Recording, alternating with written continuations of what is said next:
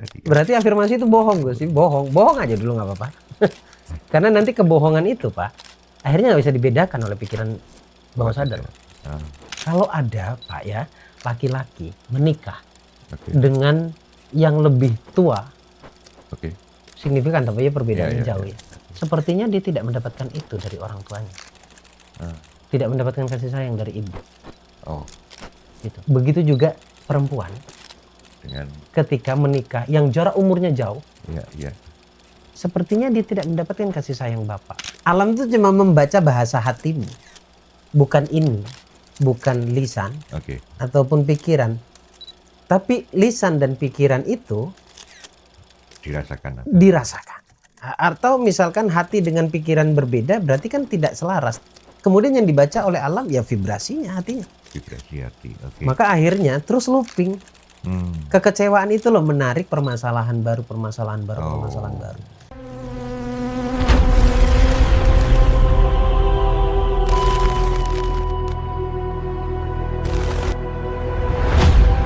Nah, kalau untuk lebih jelasnya Gus, tentang perulangan, ini mengapa Gus, itu bisa terjadi itu?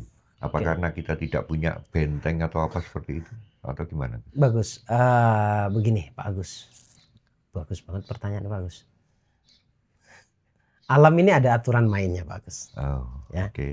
Alam ini ada aturan atau hukumnya. Makanya disebut hukum alam. Iya. Oke. Sebenarnya aturan alam. Oke. Jadi alam ini adalah sebuah sistem yang didesain oleh Allah untuk mempermudah manusia, Oke. dalam berkehidupan. Nah, kemudian sistem yang berlaku atau aturan yang berlaku, Ivan, adalah gini. Yang terjadi di luar yang kita alami Iya. itu sebenarnya sebelumnya, before-nya itu pancaran vibrasi kita. Pancaran energi batin kita. Oke. Hubungannya dengan luka apa? Oke, kita kan menyimpan luka tadi ya, kita bypass ya. Iya. Kita Oke. menyimpan luka, anggaplah kita punya luka.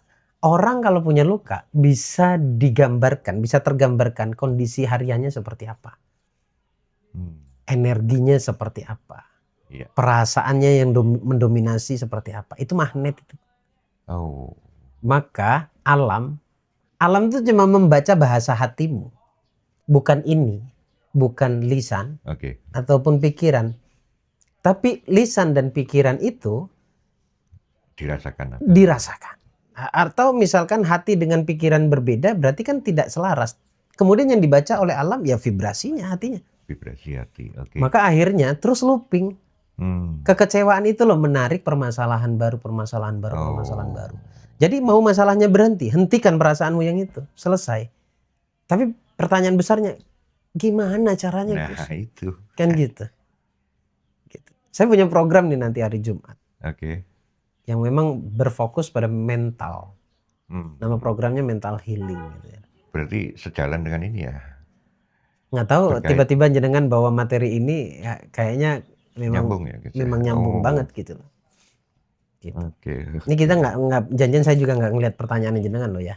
Betul. Gitu. Jadi nggak ada janjian. Jadi Oke. saya juga melatih cara berpikir saya biar spontan gitu. Jadi kalau yang tadi dimaksud dengan pengulangan itu merupakan sesuatu yang terjadi di dalam atau pola bawah sadar gitu ya guys ya. Pola bawah sadar atau keyakinan lama ya yang tertanam tanpa disadari. Nah, selanjutnya Gus, ini karena luka, namanya luka, itu kan pasti sesuatu yang tidak baik. Biasanya kan gitu ya. Vibrasinya juga tentu tidak baik pula kan gitu. Sesuai dengan yang Gus Baraja sampaikan tadi. Dan ini akan menarik sesuatu yang tidak baik juga kan gitu. Artinya kan saling seperti itu. Nah, apakah efek ini ada dua. Efek yang satu itu adanya sikap takut. Artinya takut gagal. Ini kan tidak bagus. Dan juga takut berhasil. Ini kan juga tidak bagus juga. Contohnya nih, kalau takut berhasil, takut gagal umum ya. Takut rugi, takut kehilangan, macam-macam itu takut gagal. Tapi kalau takut berhasil, ini seperti takut untuk mengambil peluang. Ini kan ciri-ciri takut berhasil. Ada Iya. peluang tapi takut. Atau juga merasa tidak mampu. Itu kan salah satu ciri juga. Hmm. Ciri juga bahwa dia takut berhasil karena Hmm. merasa tidak mampu, memvonis Hmm. dirinya merasa tidak mampu. Hmm. Nah ini menurut pandangan Gus Baraja gimana? Jadi, Ya, akhirnya bermuara kepada satu kondisi kan, takut gagal. oke, Muaranya ke sana nanti. Walaupun bahasanya takut berhasil. ya, Takut berhasil itu kan mungkin lebih pasnya adalah tadi tidak percaya diri itu. tidak percaya diri. Berarti kan dia sebenarnya rasa optimis yang ada di dalam dirinya Betul. adalah kegagalan.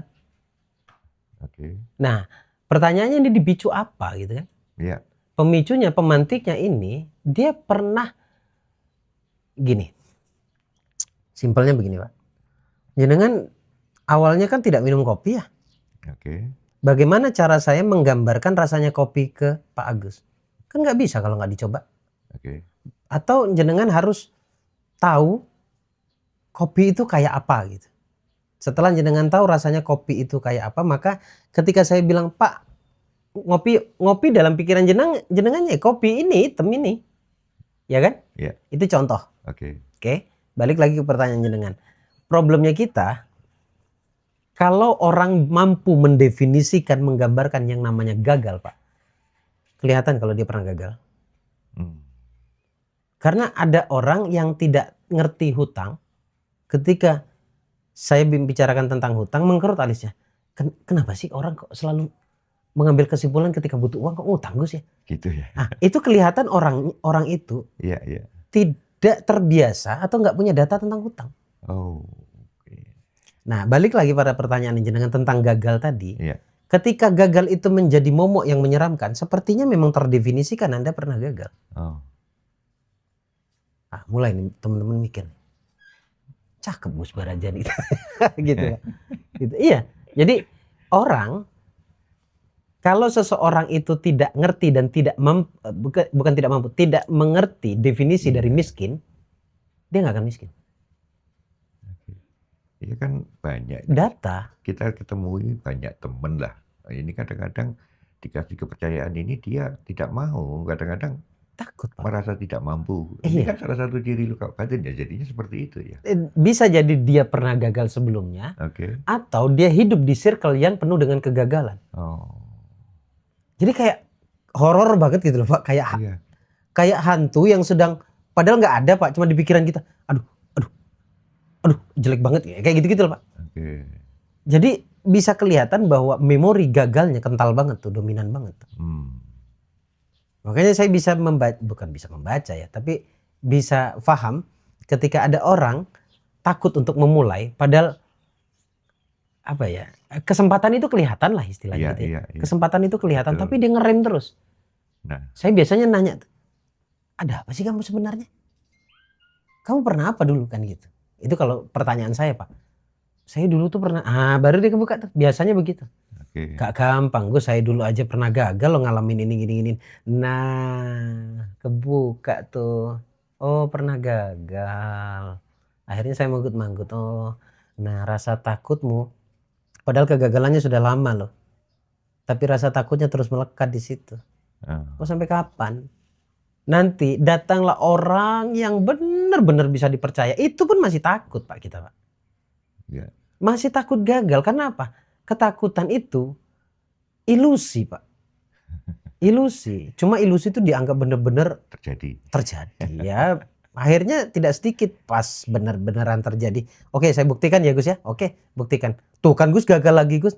Ya iyalah, wong di situnya nggak beres. Oke. Jadi kegagalan itu adalah bahasanya tarikan kita. Kita yang request. Kapan kita request? Ketika sebelum memulai, kita sudah request dengan perasaan apa kita memulai itu. Adanya di situ ya. Betul. Wah, luar biasa. Kalau ngomong kesannya simpel Pak ya. Oh iya, ngomong didengarkan simpel. Prakteknya yang sulit. Prakteknya yang sulit. Tapi bisa banget. Ya, asal ngerti tahap-tahapnya Pak ya. Karena yang kita nggak tahu, bagi teman-teman yang menganggap bahwa ini sulit Gus, nggak semudah bacot lu ngomong. Iya, karena Anda nggak ngerti tahapannya. Okay. Dan saya ketika ada respon orang kasar begitu, memaklumi banget sih. Pernah Gus, sering lah. Sering. Oke. Tapi orang yang berasumsi begitu akhirnya mampu melewatinya dan dia malu sendiri. Iya, iya. Ingat nggak lu bacot-bacotin gue dulu? Sekarang lu udah jadi miliarder. Iya sih, maaf sih Gus. Nggak apa-apa. Namanya orang nggak tahu, nggak paham. Gitu. Kita nggak bisa menghukum orang yang nggak ngerti atau nggak paham. Gitu. Oke. Jadi garis besarnya tadi, kalau kita berbicara tadi ketakutan, pakai istilah satunya takut gagal, satunya takut berhasil, ya itu adalah ciri luka.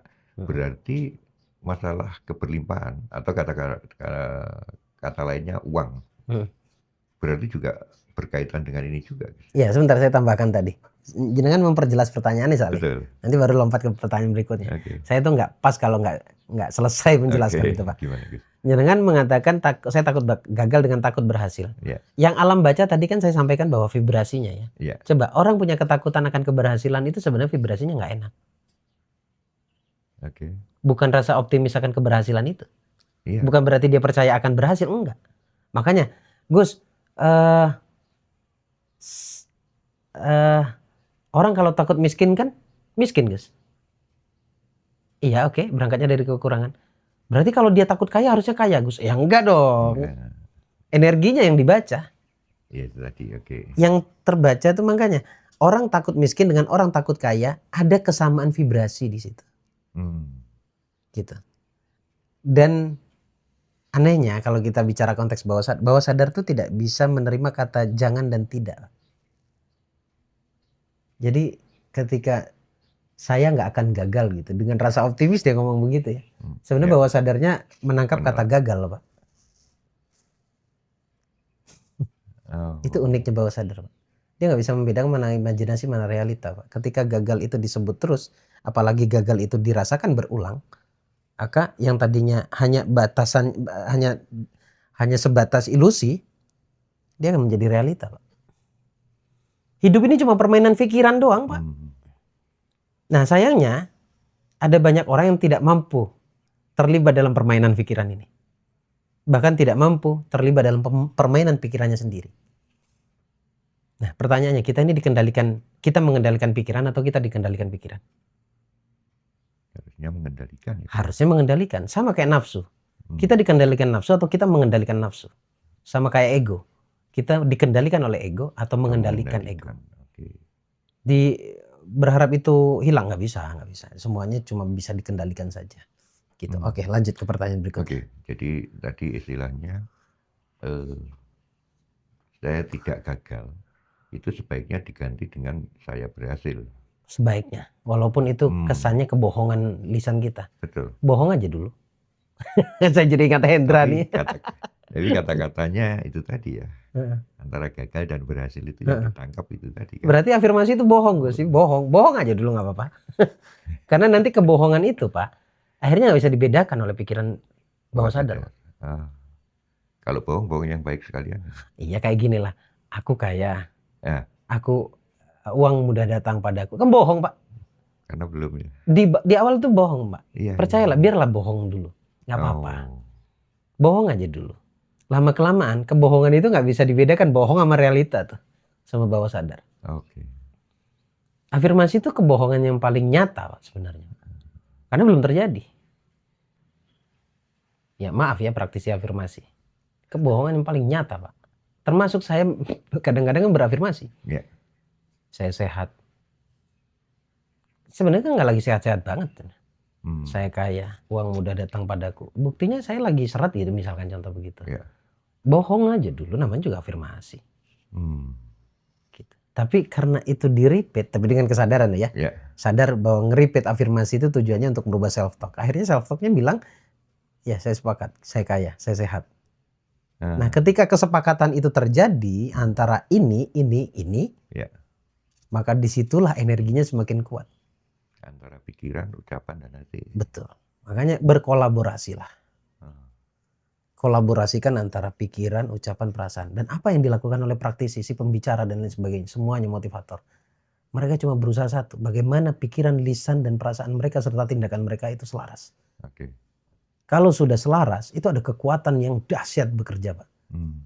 Akhirnya baru ngomong kemarin tidak sedikit yang baru ngomong kemarin sekarang kejadian. Karena Oh. keselarasan ini loh Pak, dia udah damai lah, udah selesai dengan dirinya. Gitu. Itu ada caranya juga. Iya Pak, ada caranya Pak. Ada caranya. Jadi caranya gimana? Iya. Kita perlu duduk bareng untuk Iya, berdiskusi iya. tentang itu. Karena nggak bisa lewat konten seperti ini, bingung juga saya menjelaskannya. Urutannya seperti apa. Gitu. Tapi yang jelas semuanya bisa. Tidak ada masalah yang tidak terselesaikan sebenarnya Pak. Oke. Bahkan dengan diam pun masalah itu selesai. Terselesaikan sebenarnya. Oke. Cuma selesainya masalah karena sebab diam itu akan terulang kembali apabila tidak tahu dan tidak paham akan yang namanya kesadaran. Iya. Gitu. Oke. Nah, lanjut ini tambah menarik. Ini ada istilah kalau tadi saya sebutkan tentang takut kehilangan lah, Ya. terus takut kekurangan atau takut tidak mampu. Case yang hampir sama ini adalah rendah diri. Ini kan sering banyak ya. Jadi orang rendah diri mungkin takut dinilai jelek dan seterusnya. Ini apa bisa? Ini disebut dengan orang yang merasa tidak pantas mendapatkan kehidupan lebih baik. Iya, people pleaser itu Pak. Hmm. Ya kalau pola pikirnya begitu ya berarti dia merasa punya ancaman untuk kebaikan. Lukanya udah dalam itu Pak. Kalau memang seperti itu realitanya. Jadi kalau kayak apa tadi kayak misalkan minder, Ya. tidak layak. Ini yang umum terjadi itu orang Iya. tidak itu minder. Dan saya pernah melewati fase itu. Oh. Jadi saya paham banget lah kondisi perasaan kalau ada seseorang atau teman-teman yang nonton ngerasa minder, kecil hati, ngerasa nggak pantas untuk memulai.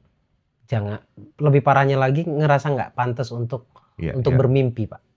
Oh. Bayangin mimpi nggak bayar loh. Dan hanya dirinya sendiri. Hanya dirinya sendiri yang tahu dengan Tuhannya.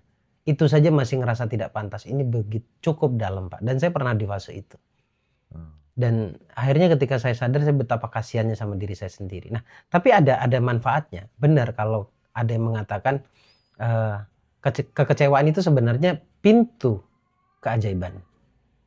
Jadi rasa malu, minder, rasa tidak layaknya kita, kalau kita ambil hikmah di dalamnya, kita sebenarnya mau bertumbuh Pak.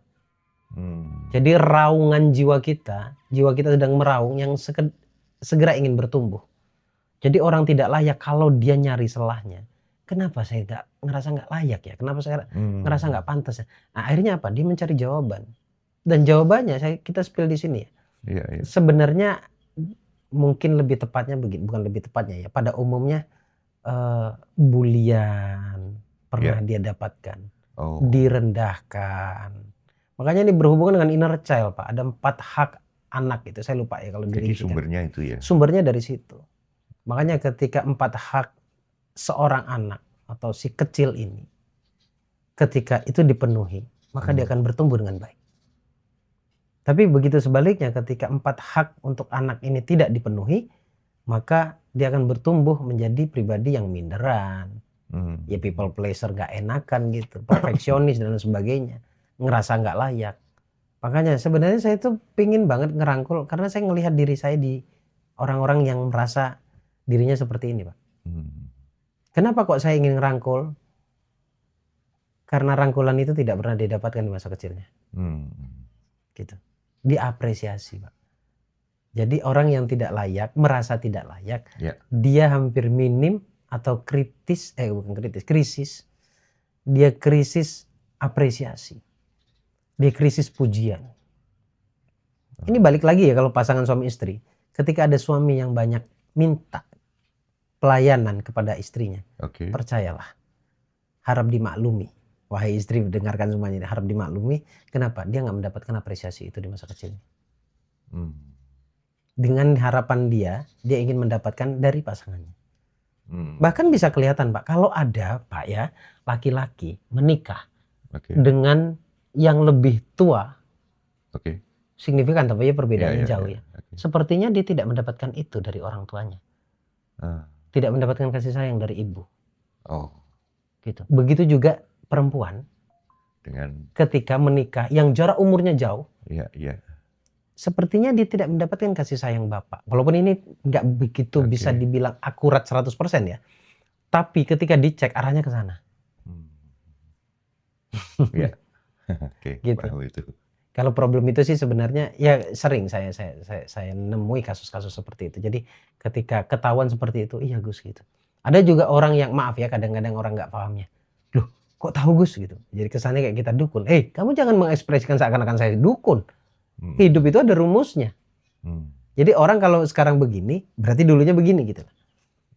Oke. Gitu. Jadi inner child, anak yang ada diri kecil kita yang terluka, di mana haknya tidak didapatkan di masa kecil, maka dia akan meraung dan membentuk menjadi orang yang apa ya, serba membatasi dirinya lah. Ketika dia bertumbuh dewasa. Ini kita kalau ngobrol begini jadi pengen ngecek nih, jangan-jangan saya nih begini gitu kayaknya Pak ya. Bisa jadi. Jadi orang yang mendengarkan ini, kalau mungkin itu suami istri, tadi seperti Gus sampaikan tadi, kalau yang dengarkan yang lakinya sendiri, dia juga akan bisa mengoreksi dirinya sendiri. Balik ke masa lalu kan gitu. Misal, si suami nonton saya sekarang ini, video yang sekarang ini nonton saya di kantor atau di tempat kerjanya. Oke. Si istri juga sama nonton saya di rumahnya. Oke. Pas si suami pulang ke rumah, diam-diaman tuh Pak. Introspeksi diri. Artinya tujuannya apa? Target saya memang begitu, membuat orang tuh bukan menyalahkan eksternal tapi introspeksi. Bukan juga menyalahkan diri sendiri, introspeksi. Introspeksi. Gitu. Atau pas lagi bareng gini, nonton nih Gus Beraja lagi ngoceh nih gitu. Oke. Nonton. Pas nonton, pas kena ke ada momentum di situ saling noleh. Apa iya mah ya? Apa iya Pak ya? Iya kali ya gitu. Nah sekarang lagi senyum-senyum nih teman-teman. Atau ada yang nangis mungkin ya. Gitu.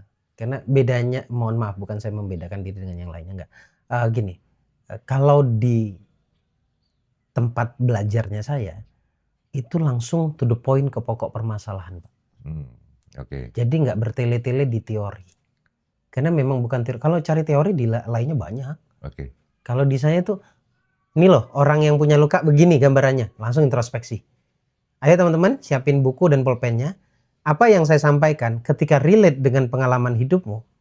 1, 2, 3 atau 5 contoh yang saya sampaikan ternyata semua ada di kamu, tulis. Jadi langsung introspeksi, langsung list. Identifikasi langsung. Oke.